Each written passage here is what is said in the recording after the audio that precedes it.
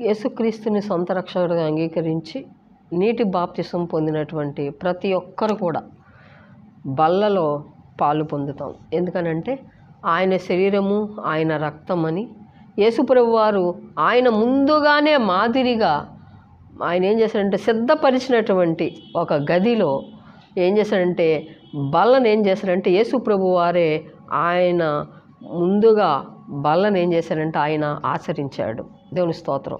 ఇప్పుడు అన్ని సంఘాల్లో కూడా యేసుక్రీస్తు నామములో బాప్తిసం పొందినటువంటి ప్రతి ఒక్కరు కూడా ఆ బల్లలో ప్రతి ఒక్కరు కూడా పాలు పొందుతారు. దేవుని స్తోత్రం. ఆ బల్ల ఎంతో యోగ్యమైనది. అందరూ భయభక్తి కలిగి దేవుని స్తోత్రం ప్రార్థనా పూర్వకంగా ఆ బల్లను మనం ఏం చేసుకోవాలంటే తీసుకోవాలి. దేవుని స్తోత్రం. కొందరైతే చాలా భయభక్తి కలిగి బల్లలో పాలు పొందుతారు.